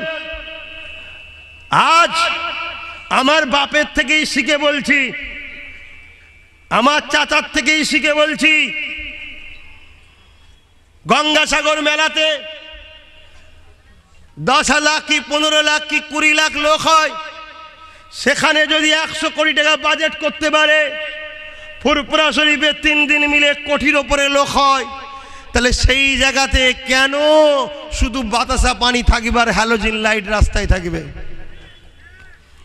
এটা কি আমাদের প্রশ্ন থাকতে পারে না? পারে না? আপনি কোন জায়গায় করেছেন তার জন্য আমি হিংসা করছি না। আপনার 2টো চোখ, একটা চোখের ট্রিটমেন্ট হলো, আর একটা চোখকে ট্রিটমেন্ট করলেন না কেন? যখন করেননি ওই চোখে এখন ক্যান্সার হয়েছে, ওই চোখ আর কখনো থাকবে না, ওটা বাদই যাবে, ঠিক না বে ঠিক? এখন আফসোস করলে হয়? এখন আফসোস করে আর লাভ নেই। যদিও বা বারবার বুঝাতে চাইছো বাবা, যত দেখি ভালো ভাবি তত দেখি আবার মাথায় উঠে নাচতে চাই। তা ঠিক আছে, ঠিক আছে, দেখা যাবে এই বাংলার বুকে মানবতা প্রেমিক আছে না নাই। এই বাংলার বুকে ন্যায়ের পক্ষে, সত্যর পক্ষে, গরিবের পক্ষে, এতিমের পক্ষে, মুসলিম, দলিত, আদিবাসী, পিছিয়ে পড়া, বঞ্চিত মানুষের পক্ষে এই বাংলায় মানুষ আছে না নাই, দেখা যাবে। আজ বড় দুঃখের বিষয়, কিছু মানুষ মনে করছে যে আমরা জোর করে সব করে নেব। আরে নমরুদ পারেনে জোর করে, সাদ্দাত পারেনে জোর করে, উদ্বা পারেনে জোর করে, সাইবা পারেনে জোর করে। আমার ফুরফুরা শরীফে কোনো এক ভাই, আমি অবশ্যই তেনার কাজটা যেটা শুনেছি সেটা যদি হয়ে থাকে আমি এখনো মন থেকে মানিনি। শুনেছি তারা নাকি জোর করে আমার মেজো চাচার বাড়িতে পতাকা বাঁধতে উঠেছিল ছাতে, যেটা আমার শোনা, কতটা মিথ্যা জানি না, কতটা সত্য জানি না। তার জন্যে আজ যদি আমরা এক পীরের বাড়ির মার্কেটের বাড়ি নয়, মার্কেটে উঠে যদি পতাকা বাঁধার জন্যে বাংলার মুসলমান যদি বামফ্রন্টকে ঘৃণা করতে পারে, এই বর্তমান রাজ্য সরকারের প্রশাসন, জানি না কার ইশারায় কার ইন্ধন, আমার দেখার দরকার নাই, পুলিশ মন্ত্রীকে জবাব দিতে হবে। সেই জবাবটা 21-এ আমরা দেখাবো। মুজাদ্দেদ জামানের বাড়িতে ঢুকে সেই বাড়ির দরজায় লাথি মেরেছে প্রশাসন, এর জবাব বাংলার মুসলমান দেবে না, দেবে না।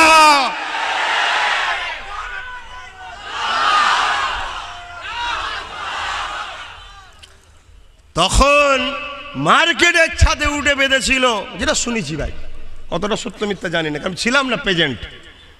তার জন্য যদি ফোন করে সব জায়গায় বলা হতে পারে যে বামফ্রন্ট এই করেছে, ভোট দেবেন না, তাহলে আমি আব্বাস সিদ্দিকী আজকে কেন বলতে পারি না মমতার পুলিশ মুজাদ্দেদ জামানের বাড়িতে হামলা করেছে, একে ভোট দেবেন না?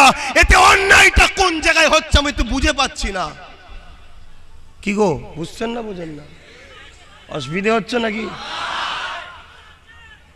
কথা সত্যের পক্ষে সব সময় বলতে হবে। আমাকে ভাত খাওয়ালো যে সে অন্যায় করলে অন্যায় নয়, আর আমাকে ভাত দেয়নি বলেই সে অন্যায় করলে অন্যায়। অন্যায় যদি ছেলে করে আপনি বলছেন মাপ নাই, তাহলে অন্যায় যখন পাড়ার লোক করে তার বেলায় কেন মাপ? তাহলে আপনি সবার বেলায় সমান কথা বলুন, তাহলে মানাবে। বড় দুঃখ আজ, বড় কষ্ট, বড় বেদনা। মানুষের আয়েবকে আল্লাহ চাপতে বলেছে, মানুষের আয়েবকে চাপতে বলেছে, তাই কারো আয়েব নিয়ে কথা বলা ঠিক নয়। কিন্তু আজ দুঃখের বিষয়, আজ দুঃখের বিষয় যে আমার ছোট ছোট ছোট ছোট ছোট করে অজগুলোকে কেটে কেটে কেটে কেটে কেটে কেটে মানুষের কাছে শোনানো হচ্ছে, বলা হচ্ছে। যাক, আমি দুঃখিত, তবে আমি দোয়া করি আল্লাহ পাক তাদেরকে সুস্থ রাখুক, ভালো রাখুক, এতটুকুই দোয়া করি। বড় দুঃখ এটাই, একটা মানুষ যখন উঠতে চায়, কিছু করতে চায়,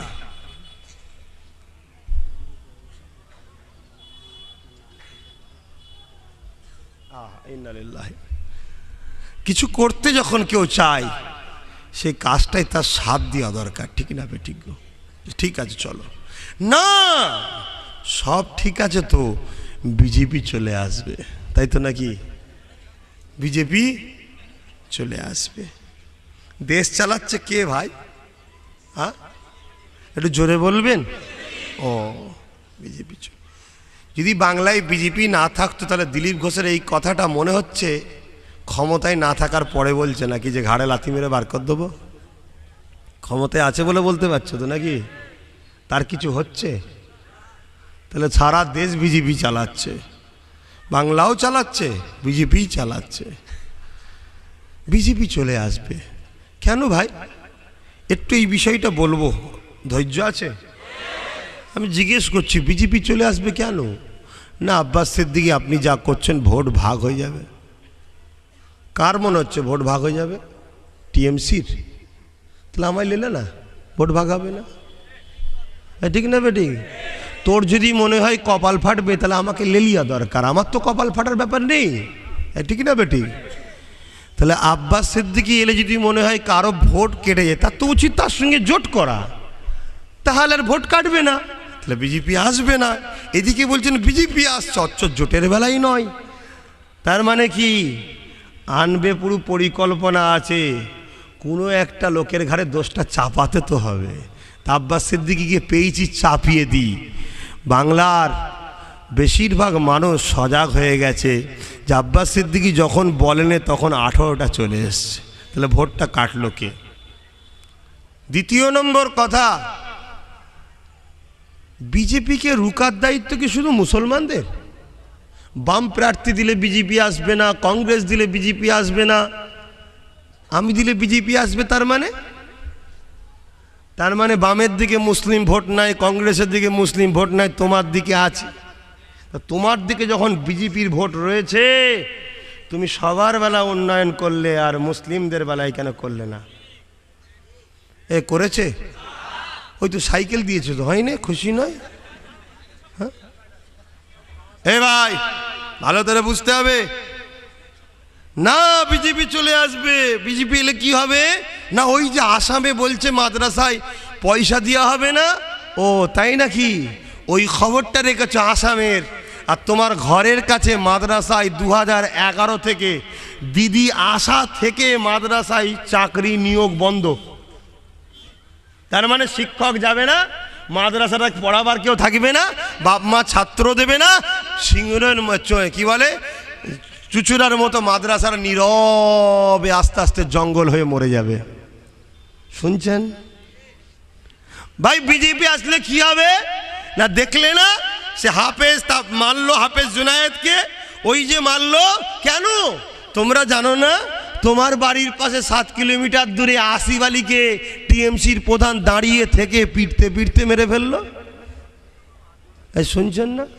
মালদা সানাউলকে মেরে ফেললো, জানেন না? তাহলে বিজেপি এসেছে না আসেনি?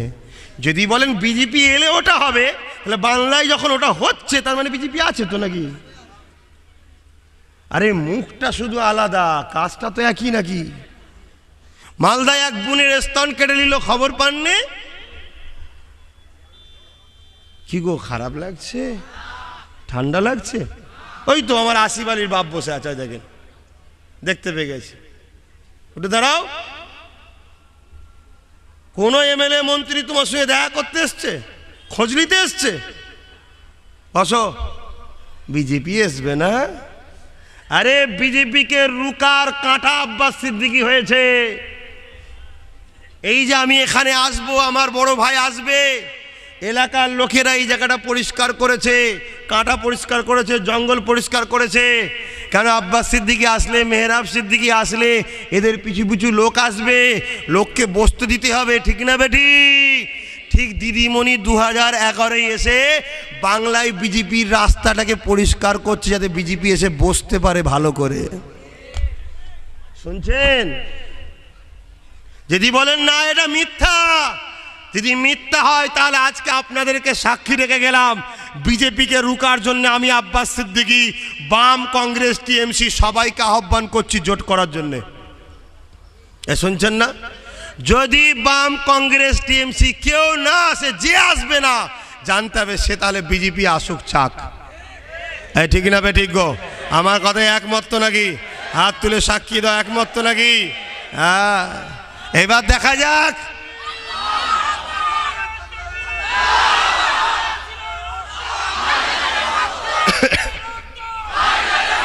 আপনারা হাত তুলে বলছেন তো নাকি এক কথা? একমত তো নাকি? একমত তো নাকি? আব্বাস সিদ্দিকী বিজেপির সঙ্গে হাত মিলিয়ে আছে তো নাকি? হ্যাঁ, আব্বাস সিদ্দিকী হাত মিলিয়ে আছে। আব্বাস সিদ্দিকীর কাছে আব্বাস সিদ্দিকীকে বিজেপির কাছে ফাঁসিয়ে দাও না। 200 কি বলে 20,000 কোটি টাকা নিয়েছি আমি। 20,000 কোটি, বাপ রে বাপ। তা বিজেপির কাছে ফাঁসিয়ে দাও, দিদি চলে আসো, বাম চলে আসো, কংগ্রেস চলে আসি, আমরা সবাই মিলে এক হয়ে বিজেপিকে রুখি। কি অসুবিধা আছে? যে আসবে না জানতে হবে সমস্যা আছে। কি আসবেও না, এদিকে আবার বললো বিজেপির সঙ্গে হাত মিলিয়ে আছে। খুব ভালো করে বোঝেন, সময় সঙ্গে বড় ভাই আসবে, কয়েকটা কথা বলে যাচ্ছি, কথাটা মাথায় নিয়ে নেবেন। একটা আওয়াজ তুলুন এলাকায়, ব্যালটে ভোট নয়, এই ইভিএমে ভোট নয়, ব্যালটে ভোট হবে। সবাই আওয়াজ তুলুন, বামকে বলুন, কংগ্রেসকে বলুন, দিদিমণি আপনি বাংলা সিএম, আপনি আওয়াজ তুলুন।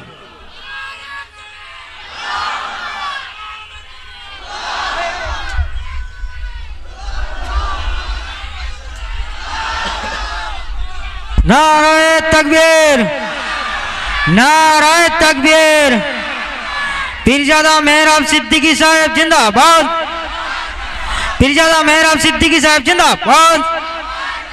जमीयत उलमाए बांग्ला आसामेर साधारण सम्पादक जिंदाबाद। नाराए तकबीर।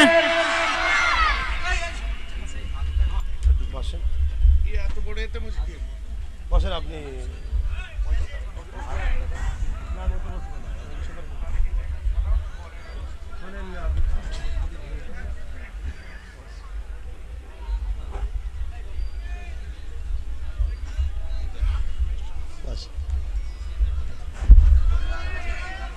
বসেন। ভাই একটুখানি বলতে বলল, তাই বলছি, শুনছেন? কথা বলবেন না, শোনেন, খুব ভালো করে বুঝবেন।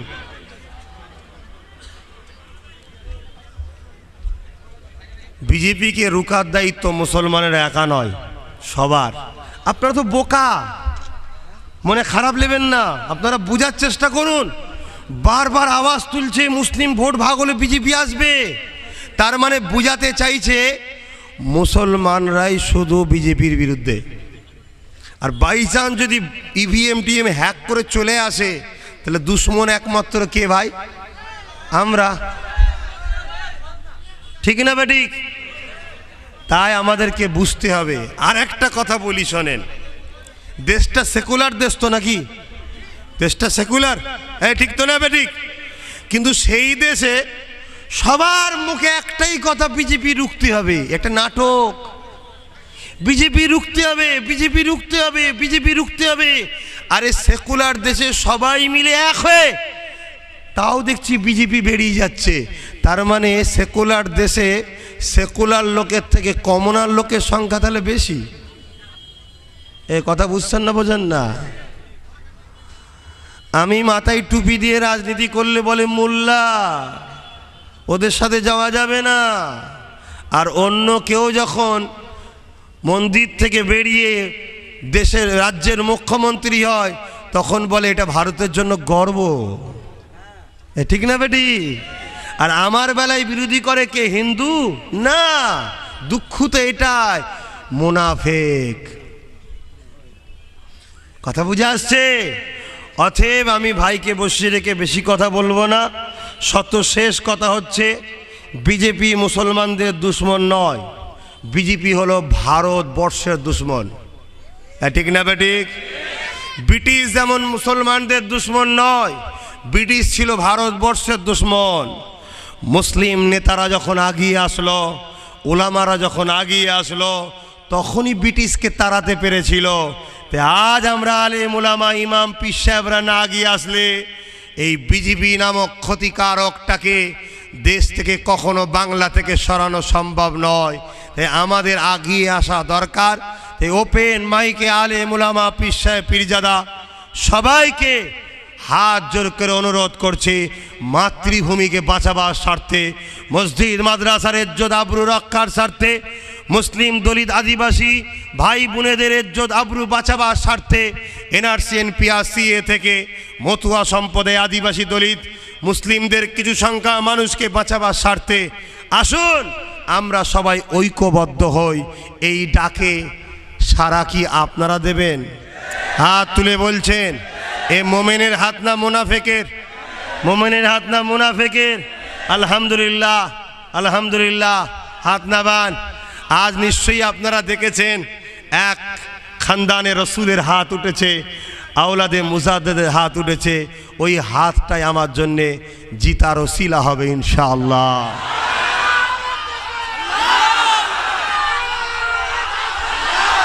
ভাইয়েরা আমার, ভাইয়েরা আমার, এই জন্যে বললাম আমি তেনাকে মুরব্বী হিসাবে মানি, আমার মুরব্বী হিসাবে মানি। কথা বুঝে আসছে? কেন তিনি আমার থেকে সিনিয়র, আমার বড় ভাই, তিনিও ছোট ভাইয়ের জন্য দোয়া যথেষ্ট করে, সুখে দুঃখে সর্বসময় খোঁজ খবর নেয়, সাথও দেয়, আলহামদুলিল্লাহ। একটা কথা মনে রাখবেন,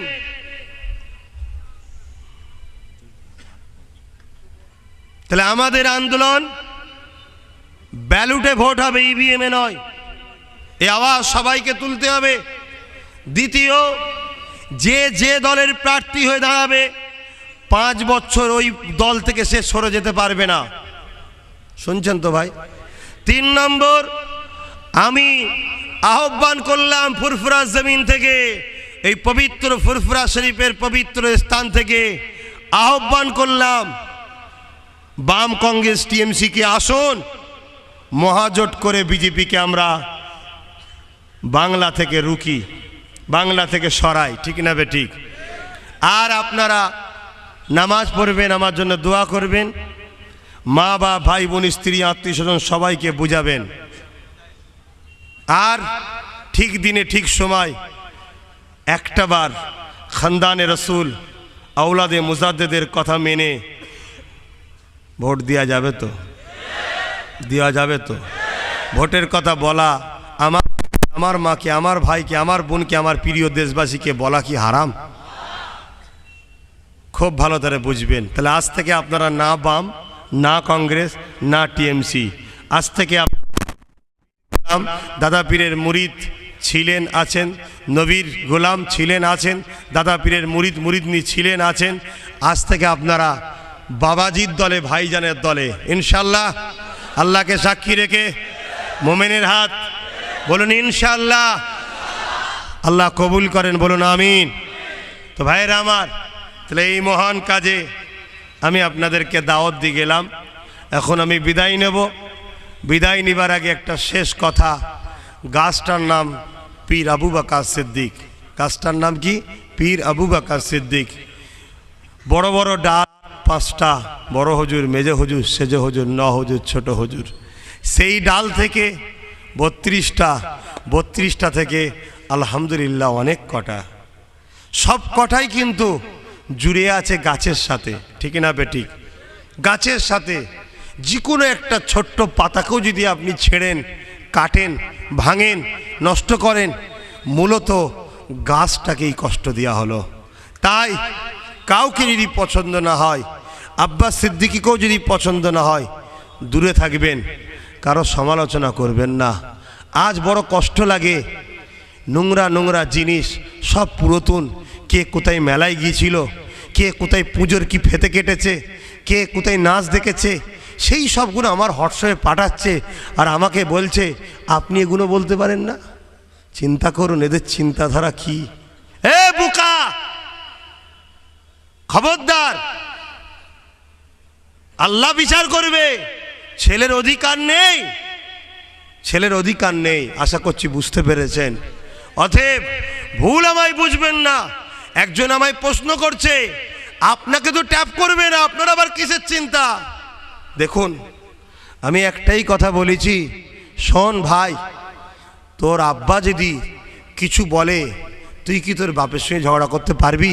সে বলল না। তাহলে আমি কি করে পারি? বলল মাফ করবেন। এইভাবে বুঝাচ্ছি। 11 বছর আগে মদ খেত, আমার হাত ধরে, অহংকার নয়, তওবা করে 5 ওয়াক্ত নামাজি হয়েছে। আজ তাকে তুলে যদি আব্বাস সিদ্দিকীকে আপনি করতে চান, মনে হয় জিনিসটা, অনুরোধ করছি, ভুল হচ্ছে। আল্লাহ সৎ বুদ্ধি দিক।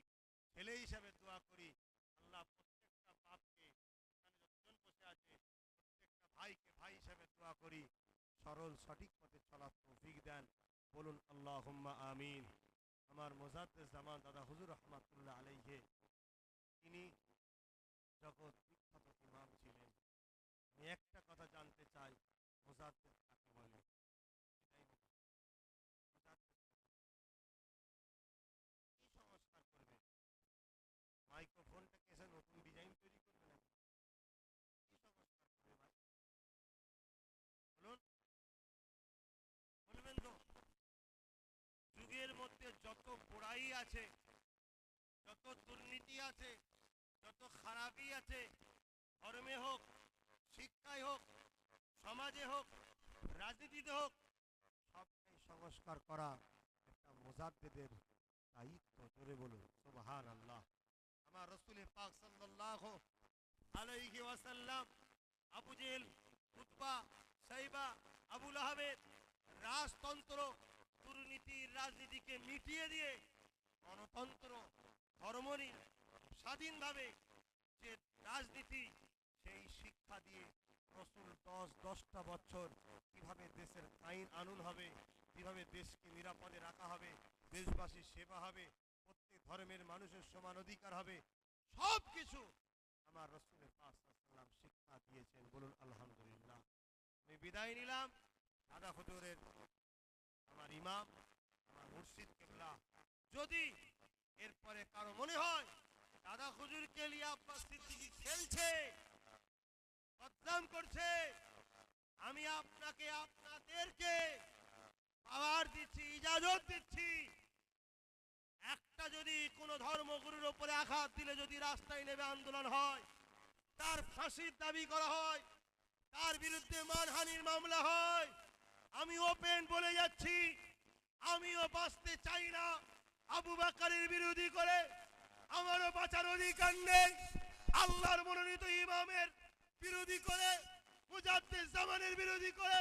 মুজাদ্দিদ জামানের জন্মভূমিতে বসে বলে যাচ্ছি, যদি আবু বকর সিদ্দিকীর প্রকৃত আপনারা প্রেমিক হন, আর আব্বাস সিদ্দিকী যদি আবু বকরকে বেউজ্জতি করে, তিনাকে নিয়ে খেলা করে, অবশ্যই আমার বিরুদ্ধে গণ আন্দোলনে নামুন, রাজপথে নামুন, রোড অবরোধ করুন, আমাকে অ্যারেস্ট করার জন্য মিছিল করুন, আমার বিরুদ্ধে মানহানির ব্যবস্থা করুন। যদি এটা না করেন তাহলে এই বাংলার জনগণ বুঝবে এটা আবু বকরের জন্য নয়, মমতাকে বাঁচাবার জন্য, আব্বাসের থেকে এদেরকে সরাবার বিধান ছাড়া দ্বিতীয় কিচ্ছু নয়। ঠিক না বেঠে?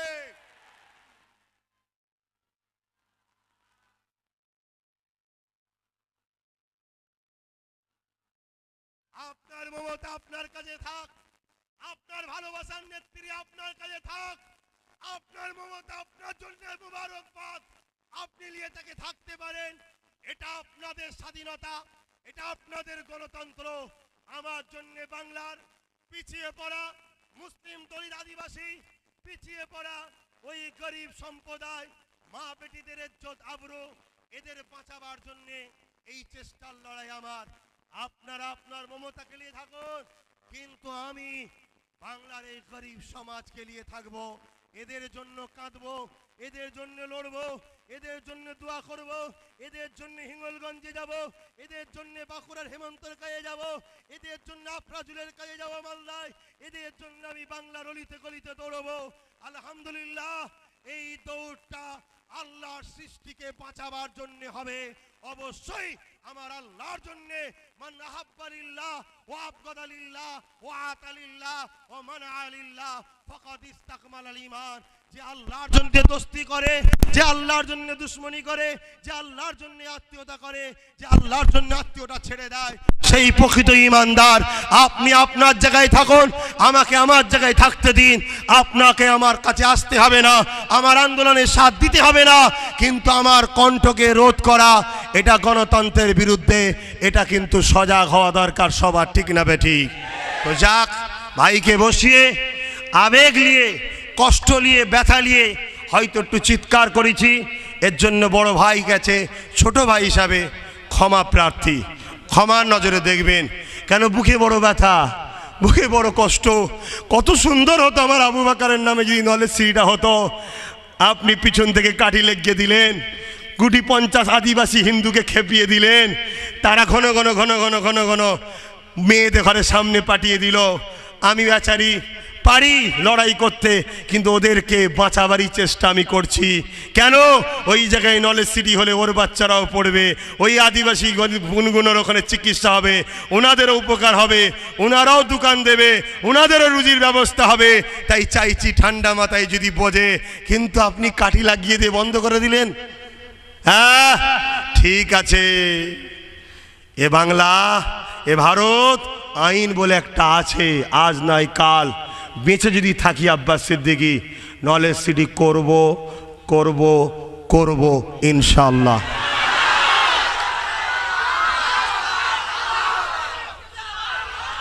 বিদায় নিবার আগে অনুরোধ করা উচিত, আল্লাহরই ইচ্ছা, বড় ভাইজানের দুয়াতেই, বড় ভাইজানের দুয়াতেই, মুরব্বী বাপ চাচান হুজুরদের দুয়াতেই, সমস্ত চাচান হুজুরদের দুয়াতেই, সমস্ত আমার ফুপু ফুপা আত্মীয় স্বজন, আমার দাদা হুজুরের মুরিদদের বাপ মাদের দুয়াতেই, মুরিদদের দুয়াতেই বাংলার মানুষ তুলনামূলক একটু আমাকে ভালোবাসে, ছুটে যায় আমি এলে, বিশেষ করে যুবক সমাজ। কিন্তু আজ আমার বড় ভাই এসেছে, তিনিও দু কথা বলবে। আমি জানি আপনারাও যেমন আমাকে ভালোবাসেন, আমার মোজাদ্দেদ জামানের সমস্ত বাচ্চাদের ঘরে আপনারা ভালোবাসেন, কিন্তু কোনো কিছু কিছু কথা আপনাদের মনে দুঃখ লেগেছে জানি। মোজাদ্দেদ জামানের মুখের দিকে চেয়ে কারো সমালোচনা না করে দূরে থাকবেন, বিয়াদবি করবেন না।